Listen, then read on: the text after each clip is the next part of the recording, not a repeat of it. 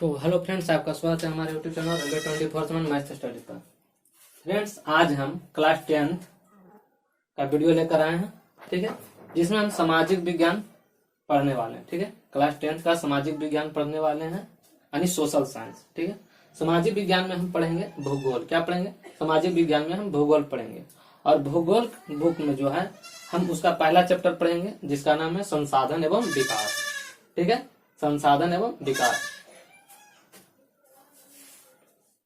चलिए, तो आइए हम जान लेते हैं सबसे पहले एक बात कि सामाजिक विज्ञान किसको कहते हैं। सामाजिक विज्ञान किसको कहते हैं?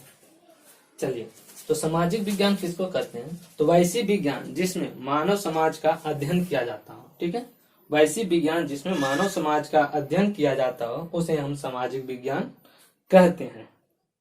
ये बात समझ में आई? सामाजिक विज्ञान किसे कहते हैं? तो वैसी विज्ञान जिसमें मानव समाज के बारे में अध्ययन किया जाता हो, उसे हम सामाजिक विज्ञान कहते हैं। ठीक है, सामाजिक विज्ञान को जो है मेन रूप से कई भागों में बांटा गया है। ठीक है, कई भागों में बांटा गया। जैसे सामाजिक विज्ञान को कई भागों में बांटा गया, उनमें से कौन कौन से भाग? जैसे पुरातत्व विभाग हुआ, अर्थशास्त्र हुआ, भूगोल हुआ, इतिहास हुआ, विधि भाषा विज्ञान हुआ, राजनीति शास्त्र हुआ और सामाजिक शास्त्र इत्यादि बहुत सारे ऐसे भागों में इसको बांटा गया है सामाजिक विज्ञान को। तो उनमें से मेन रूप से हम पढ़ेंगे भूगोल। ठीक है, भूगोल पढ़ेंगे। तो चलिए हम सबसे पहले यह जान लेते हैं भूगोल। ठीक है, भूगोल जो है कैसे बना? तो भूगोल जो है दो शब्दों से मिलकर बना। आप देख सकते हैं भूगोल। भूगोल जो है दो शब्दों से मिलकर बना, भू और गोल। ठीक है, इससे सबसे पहले जानेंगे भूगोल। भूगोल में जो भू शब्द से बना, भू का अर्थ क्या होता है? ठीक है, तो भू का अर्थ होता है पृथ्वी। ठीक है, भू का अर्थ होता है पृथ्वी और गोल का होता है गोलाकार। ठीक है, गोल का अर्थ होता है गोलाकार। इसे अंग्रेजी में जो है भूगोल को हम अंग्रेजी में जियोग्राफी कहते हैं। क्या कहते हैं? जियोग्राफी कहते हैं। ठीक है, जियोग्राफी जो है दो यूनानी शब्दों से मिलकर बना है, जियो और ग्राफी। जियोग्राफी जो है दो शब्दों से मिलकर बना है, जियो और ग्राफी। ठीक है, जिसमें जियो का अर्थ होता है पृथ्वी और ग्राफी का अर्थ होता है क्या? वर्णन करना। ग्राफी का अर्थ होता है वर्णन करना, वर्णन करना। ठीक है, ये बात समझ में है? देखिए, तो अब ये बात समझिए कि भूगोल, भूगोल का शाब्दिक अर्थ होता है वह विषय जो पृथ्वी का संपूर्ण वर्णन करे। ठीक है, पृथ्वी का संपूर्ण वर्णन करे वह भूगोल है। ठीक है, ये बात समझ में है? चलिए, तो अब आते हैं हम अपने चैप्टर पर। अपने चैप्टर पर आते हैं। हमारे चैप्टर का नाम क्या है? संसाधन एवं विकास। संसाधन एवं विकास। तो आइए चलते हैं। सबसे पहले यह जान लेते हैं संसाधन एवं विकास में कि संसाधन आखिर कहते हैं किसको। ठीक है, संसाधन कहते हैं किसको? तो हमारे पर्यावरण में उपलब्ध प्रत्येक वस्तु, हमारे पर्यावरण में उपलब्ध प्रत्येक वस्तु जो हमारी जरूरतों को पूरा करने के लिए प्रयोग की जा सके। ठीक है, हमारी पर्यावरण में उपलब्ध प्रत्येक वस्तु जो हमारी जरूरतों को पूरा करने के लिए प्रयोग की जा सके, वह एक संसाधन है। बात समझ में आ रही? संसाधन किसे कहते हैं? संसाधन किसे कहते हैं? ये पहले इसको समझ लीजिए कि संसाधन हम किसे कहते हैं। तो हमारे पर्यावरण में उपलब्ध प्रत्येक वस्तु जो हमारी जरूरतों को पूरा करने के लिए प्रयोग की जा सके, वह संसाधन है। जैसे कोयला, पेट्रोल, भूमि, वायु, जल, ये सब जो हमारे पर्यावरण में उपलब्ध चीजें, इसको जब हम अपने जरूरतों के अनुसार जब हम उपयोग करते हैं, तो यह सब क्या कहलाता है? संसाधन कहलाता है। ठीक है, बात समझ में आएगी? तो संसाधन किसे कहते हैं? तो हमारे पर्यावरण में उपलब्ध प्रत्येक वस्तु जो हमारी जरूरतों को पूरा करने के लिए प्रयोग की जा सके, वह एक संसाधन है। ठीक है, जैसे कोयला, पेट्रोल, वायु, जल। ठीक है, बहुत सारे ऐसे चीजें। चलिए, तो संसाधनों को जो है कई भागों में बांटा गया है। संसाधनों को कई भागों में बांटा गया है, जिनमें जो है उत्पत्ति के आधार पर बांटा गया, उपयोगिता के आधार पर बांटा गया, और संसाधन को स्वामित्व के आधार पर बांटा गया, संसाधन को विकास के आधार पर बांटा गया। ठीक है, तो हम बारी बारी से सभी पढ़ेंगे, बारी बारी से सभी को पढ़ेंगे कि उत्पत्ति के आधार पर संसाधन, उत्पत्ति के आधार पर सबसे पहले पढ़ेंगे संसाधन के बारे में। उत्पत्ति के आधार पर संसाधन को पढ़ेंगे सबसे पहले। तो उत्पत्ति के आधार पर संसाधन को भी दो भागों में बांटा गया। ठीक है, उत्पत्ति के आधार पर भी संसाधन को दो भागों में बांटा गया। पहला जैव संसाधन और दूसरा अजैव संसाधन। तो हम बारी बारी से दोनों को पढ़ेंगे। या आखिर जो है उत्पत्ति के आधार पर जो संसाधनों को दो भागों में बांटा गया है, जैव और अजैव, तो हम बारी बारी से पढ़ेंगे दोनों को। तो सबसे पहले मैं जानने की कोशिश करेंगे कि जैव संसाधन आखिर कहते हैं किसको। ठीक है, जैव संसाधन आखिर कहते हैं किसको। तो आपको पढ़ रहे होंगे तो समझ रहे होंगे कि जैव और अजैव, यानी जैव यानी जीव। कौन जीव? यानी सजीव जीव। ठीक है, सजीव यानी जीव। वैसे संसाधन जो सजीव यानी जीवों से प्राप्त हो, वैसा संसाधन जो सजीवों से प्राप्त हो, वैसा संसाधन जो सजीवों से प्राप्त हो, उसे हम जैव संसाधन करते हैं। जैसे वनस्पति, पशु, पेड़ पौधे, बहुत सारी चीजें जो हमें सजीव से मिलते हैं। ठीक है, तो वैसे संसाधन को हम जैव संसाधन करते हैं। और दूसरा है पढ़ना अजैव संसाधन। क्या है? अजैव संसाधन। तो अजैव संसाधन किसे कहते हैं? तो वैसा संसाधन जो निर्जीव वस्तुओं से प्राप्त हो, वैसा संसाधन जो निर्जीव वस्तुओं से प्राप्त हो, उसे हम अजैव संसाधन कहते हैं। क्या कहते हैं? अजैव संसाधन। जैसे कोई भी, जैसे चट्टान ले लीजिए, चट्टान में जैसे चूना पत्थर आ गया, ठीक है, जैसे धातु में आ गई, तो धातु में सोना, चांदी, लोहा, बहुत सारे, ये सब क्या अजैव से प्राप्त होते हैं, यानी निर्जीव से प्राप्त होते हैं। तो ऐसे संसाधन को हम क्या कहते हैं? अजैव संसाधन कहते हैं। चलिए, दूसरा है उपयोगिता के आधार पर संसाधन। ठीक है, उपयोगिता के आधार पर संसाधन। तो उपयोगिता के आधार पर भी संसाधन को जो है दो भागों में बांटा गया है। एक है नवीकरणीय और दूसरा अनवीकरणीय। एक है नवीकरणीय और दूसरा अनवीकरणीय। ठीक है, तो हम इसको भी बारी बारी से पढ़ेंगे कि आखिर जो उपयोगिता के आधार पर जो संसाधन को बांटा गया है, नवीकरणीय और अनवीकरणीय। तो हम सबसे पहले जानने की कोशिश करेंगे कि नवीकरणीय संसाधन किसको कहते हैं और दूसरा अनवीकरणीय संसाधन किसको कहते हैं। तो हम सबसे पहले जानते हैं नवीकरणीय संसाधन। ठीक है, नवीकरणीय संसाधन किसको कहते हैं? तो नवीकरणीय संसाधन उसको कहते हैं कि वे संसाधन जिन्हें भौतिक या रासायनिक प्रक्रियाओं के द्वारा या यांत्रिक क्रियाओं के द्वारा दोबारा प्राप्त किया जा सके। ठीक है, वैसे संसाधन जिसे हम दोबारा प्राप्त कर सकें। जैसे हम कोई संसाधन को जलाएं, तो जलाने के बाद हम दोबारा हम उसको उपयोग कर सके, तो वैसे संसाधन को हम जो है नवीकरणीय संसाधन करते हैं। इसका परिभाषा में रूप से हम इस तरह से देंगे कि वैसे संसाधन जिन्हें भौतिक या रासायनिक प्रक्रियाओं या यांत्रिक क्रियाओं के द्वारा दोबारा प्राप्त कर सकें, वैसे संसाधन को हम नवीकरणीय संसाधन करते हैं। ठीक है, इसको दोबारा बोल देते हैं, दोबारा समझ लीजिए।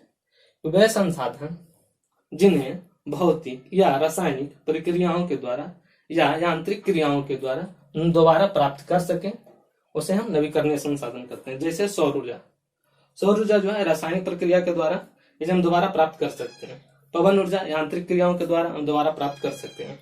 ठीक है, चलिए आते हैं अनवीकरणीय संसाधन। अनवीकरणीय संसाधन किसको कहते हैं, ये भी जान लीजिए। तुम सबसे पहले इसका परिभाषा इस तरह से देंगे कि वह संसाधन जिन्हें एक बार प्रयोग करने के बाद दोबारा हम उपयोग ना कर सके, यानी वैसे संसाधन जिसको अगर हम एक बार उपयोग कर सकते हैं तो वो खत्म हो जाता है।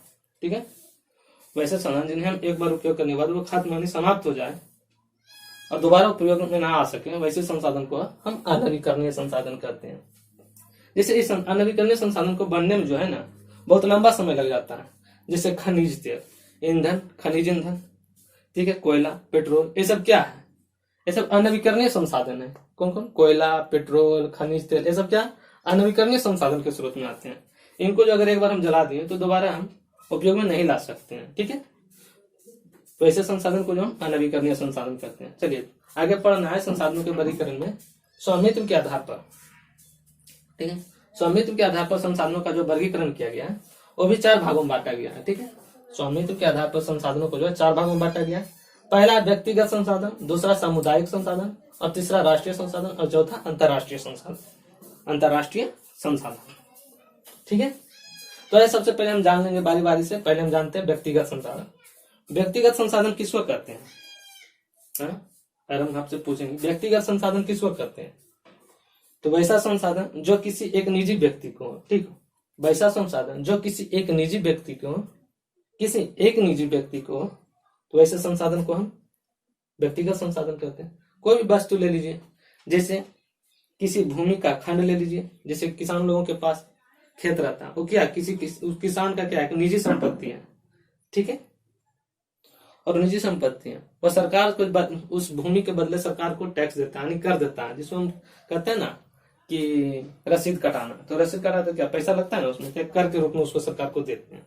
ठीक है, जैसे आप किसी खास व्यक्ति का ले लीजिए, तालाब ले लीजिए, ठीक है, बाग बगीचा ले लीजिए, चारागाह ले लीजिए, ठीक है, ये सब क्या है, किसी व्यक्ति का एक निजी संसाधन है, यानी एक व्यक्तिगत संसाधन, उसका मालिक जो कोई खास व्यक्ति अपना स्वयं होता है।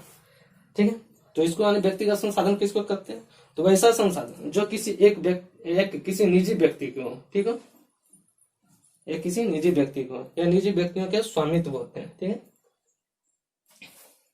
तो वैसे संसाधन को हम व्यक्तिगत संसाधन कहते हैं। ठीक है, जैसे समझे कि बहुत सारे किसानों के पास जो सरकार द्वारा जो दी गई भूमि है, बदले में वो क्या क्या करते हैं, लगान चुकाते हैं। शहरों में जो लोग रहते हैं उस पर सरकार जो क्या करते हैं, जो भूमि पर रहते हैं उसमें वो सरकार को टैक्स देते हैं। घर एवं अन्य जायदाद जो है ये सब क्या है, इनके कोई ना कोई मालिक होते हैं, कोई एक व्यक्ति मालिक होता है, वो क्या होता है, एक निजी व्यक्ति होता है। तो ऐसे यानी कोई व्यक्ति होता है उसका मालिक, उसी को हम व्यक्तिगत संसाधन कहते हैं। चलिए दूसरा हम बात आते हैं सामुदायिक संसाधन पे। व्यक्तिगत संसाधन आप जान लिए, अब आते हैं सामुदायिक संसाधन। सामुदायिक संसाधन कहते हैं किसको, तो वे संसाधन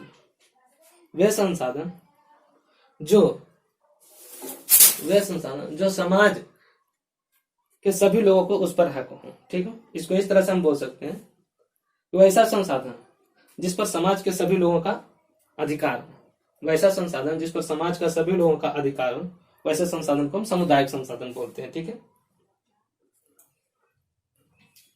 तो ठीक है, तो सामुदायिक संसाधन किसको कहते हैं, ये बात आप अच्छे से समझिए कि वैसा संसाधन जिस पर समाज के सभी लोगों का अधिकार हो, वैसे संसाधन को हम सामुदायिक संसाधन कहते हैं। जैसे आप इस तरह से समझिए, मंदिर, ठीक है, मंदिर एक सामुदायिक संसाधन। कैसे, तो देखिए मंदिर में समाज के सभी लोग पूजा करते हैं, उस पर सभी लोगों का अधिकार है पूजा करने का।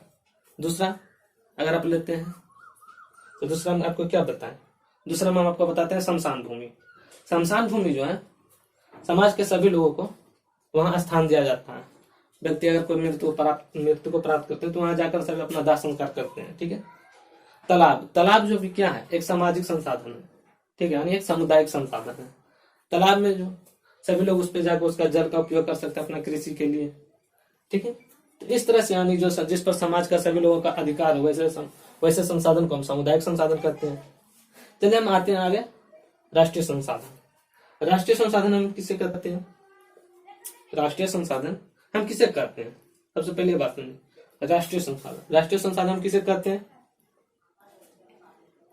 तो ऐसे संसाधन जिस पर देश की सरकार का स्वामित्व हो, यानी ऐसे संसाधन जिस पर देश का अधिकार हो। ठीक है, वैसे संसाधन जिस पर देश का अधिकार हो, वैसे संसाधन को हम राष्ट्रीय संसाधन कहते हैं। ठीक है, बात समझ में आई, राष्ट्रीय संसाधन किसको कहते हैं, तो वैसे संसाधन जिस पर देश का अधिकार हो। ठीक है, वैसे संसाधन जिस पर देश का अधिकार हो, वैसे संसाधन को हम राष्ट्रीय संसाधन कहते हैं। ठीक है, चलिए तो कैसे, अब देखिए इसके अंतर्गत जो है ना, राष्ट्रीय संसाधन के अंतर्गत व्यक्तिगत संसाधन भी आता है। जैसे किसी खास व्यक्ति का कोई भूमि का जमीन है, अगर सरकार को जरूरत है तो उस भूमि पर सरकार आपका अधिकार कर सकती है। उसके बदले में आपको कुछ जो है मदद करेगी सरकार, पर वो भूमि का अगर सरकार को जरूरत तो भूमि आपसे लेकर ही रहेगी। ठीक है, तो इसके अंतर्गत जो है राष्ट्रीय संसाधन के अंतर्गत जो है व्यक्तिगत संसाधन भी आ जाता है। ठीक है, चलिए जैसे समझते हैं, जैसे अगर आपके पास कोई खेत है, ठीक है, आप उस खेत के मालिक स्वयं हैं, तो व्यक्तिगत संसाधन हो गया। अगर उसी खेत के अंतर्गत अगर कोई खनिज तेल निकल गया, ठीक है, खनिज तेल निकल गया, अगर उसी खेत में अगर आप वन लगाए तो सरकार चाहेगा आपके उस वन को उपयोग करना, तो सरकार आपसे ले सकती है। ठीक है, तो वही हम समझाना चाह रहे हैं कि किसी खास व्यक्तिगत संसाधन को यानी व्यक्तिगत संसाधन को जो है वह एक राष्ट्रीय संसाधन भी कह सकते हैं। ठीक है, बात समझ में आई। चलिए आगे, चलिए हम चलते हैं अंतर्राष्ट्रीय संसाधन। अंतर्राष्ट्रीय संसाधन कहते हैं किसको, देखिए अंतर्राष्ट्रीय संसाधन कहते हैं किसको, इसको समझना आपको इस तरह से होगा। अंतर्राष्ट्रीय यानी किसी भी खास देश का उस पर अधिकार नहीं होना, यानी अंतर्राष्ट्रीय उस पर जो सभी देशों का कहे तो अधिकार है, नहीं तो नहीं है। ठीक है, तो इसको इस तरह से हम समझ सकते हैं अंतर्राष्ट्रीय संसाधन किसको कहते हैं। ठीक है, तो जैसे कोई देश है, ठीक है, कोई देश का जो बॉर्डर लाइन होता है, या बॉर्डर लाइन तो समझिए अगर समुद्र है, किसी देश का समुद्र तटीय क्षेत्र लग रहा है, ठीक है, तो तट रेखा से जब 200 मील की दूरी होगा ना, किसी खास देश के तट रेखा से जब 200 समुद्री मील की दूरी पर महासागरीय संसाधन जो होता है, जैसे 200 मील गए, अब किसी खास देश के तट, जैसे यहाँ से कोई बॉर्डर है, ठीक है, देश है, यहाँ से अगर 200 मील की दूरी पर गए, 200 मील, ठीक है, तो 200 मील की दूरी के बाद अगर कोई यहाँ पर अगर कोई संसाधन निकलता है, खनिज तेल निकलता है, कुछ भी निकलता है, खनिज तेल के बाद कुछ भी बहुत सारे चीज निकलते, तो उस पर जो है किसी खास देश का अधिकार नहीं होता है। 200 मील की दूरी के बाद किसी खास देश का अधिकार नहीं होता है, उस पर जो है कुछ अंतर्राष्ट्रीय संस्थाओं का अधिकार होता है, जो सभी देश मिलकर एक संस्था का निर्माण करते हैं, वैसे जो अंतर्राष्ट्रीय संस्था करते हैं, तो किसी खास देश का अधिकार होता है, ठीक है। तो अंतर्राष्ट्रीय संसाधन को हम इस तरह से समझेंगे, अंतर्राष्ट्रीय संसाधन को हम इस तरह से समझेंगे कि जैसे कोई देश के तट रेखा से जब 200 समुद्री मील की दूरी पर हो, किसी खास देश के तट रेखा से जब 200 मील की दूरी पर हो, 200 समुद्री मील यानी 200 मील की दूरी पर कोई खनिज तेल या कोई भी वैसा पदार्थ निकलता, तो उस पर किसी खास देश का अधिकार ना होकर अंतर्राष्ट्रीय संस्थाओं का अधिकार होता है, ठीक है। तो वैसे अन्य संसाधनों को हम अंतर्राष्ट्रीय संसाधन कहते हैं। अगर किसी देश का जरूरत हो, इस संसाधन पर किसी देश का जरूरत हो, अगर हम मान लें कि भारत के 200 मील की दूरी के बाद कोई समुद्री मील के बाद भारत के समुद्री तट से कोई 200 मील की दूरी के बाद कोई संसाधन मिला, तो भारत चाहा कि हम इसको जो उपयोग मिला है, तो इससे जो कुछ हिस्सा प्राप्त होगा वो आपको जो अंतर्राष्ट्रीय संसाधन को पे करना पड़ेगा, और उसके बाद उसका कुछ पे हिस्सा अपने नागरिकों पर प्राप्त करना पड़ेगा, और उसके कोई बलग वाला देश है तो उसको भी मदद करना होगा, ठीक है। इन्हें कि हम अपने कोई इस संसाधन को अपने लिए केवल उपयोग करें, अंतर्राष्ट्रीय संस्थाओं को, ऐसी बात नहीं होती है। तो इस पॉइंट को जो हम बोले इससे आप समझ सकते हैं, ठीक है। चलिए आगे आते हैं, विकास के आधार पर संसाधनों का वर्गीकरण। विकास के आधार पर संसाधनों का वर्गीकरण, ठीक है। तो विकास के आधार पर भी संसाधनों को कई प्रकार में बांटा गया है, जैसे संभावी, विकसित, भंडार और संचित कोष, ठीक है। ये 4 भागों में बांटा गया विकास के आधार पर संसाधनों को। तो हम बारी बारी से समझेंगे कि आखिर संभावी संसाधन कहते हैं किसको, विकसित संसाधन कहते हैं किसको, भंडार संसाधन कहते हैं किसको, और संचित कोष संसाधन कहते हैं किसको, ठीक है। तो यह समझने की कोशिश करते हैं। तो यहाँ से प्रश्न बनता है कि संभावी संसाधन कहते हैं किसको, ठीक है। संभावी संसाधन कहते हैं किसको, तो वे संसाधन जो किसी प्रदेश में विद्यमान तो होते हैं, ठीक है, वे संसाधन जो किसी प्रदेश में विद्यमान तो होते हैं पर इनका उपयोग नहीं किया गया, वैसे संसाधन को हम संभावी संसाधन करते हैं। बात समझ में आई? संभावी संसाधन एक बार फिर से समझ लीजिए कि वे संसाधन जो किसी प्रदेश में विद्यमान तो होते हैं पर इनका उपयोग नहीं किया गया। जैसे आप इस बात से समझिए कि भारत के जो पश्चिमी भाग में जो राजस्थान और गुजरात है, यहाँ जो है सौर ऊर्जा, पवन ऊर्जा के संसाधनों की बहुत भरमार है, ठीक है, यानी संभावना है, पर क्या उपयोग हो पाता है? सही ढंग से नहीं, पर संभावना है कि राजस्थान और गुजरात में जो है सौर ऊर्जा, पवन ऊर्जा की जो है उपकरण लगाकर वहां से हम ऐसी ऊर्जा हम प्राप्त कर सकें, तो इसका संभावना है, पर अभी तक इनका सही से उपयोग नहीं हो पाया। तो संभावना है, इसीलिए उसको जो संभावित संसाधन के रूप में रखा गया है। तो चलिए इस पॉइंट को हम फिर से समझेंगे कि वैसे संसाधन जो किसी प्रदेश में विद्यमान तो होते हैं पर इनका उपयोग नहीं किया गया, वैसे संसाधनों को हम संभावित संसाधन कहते हैं।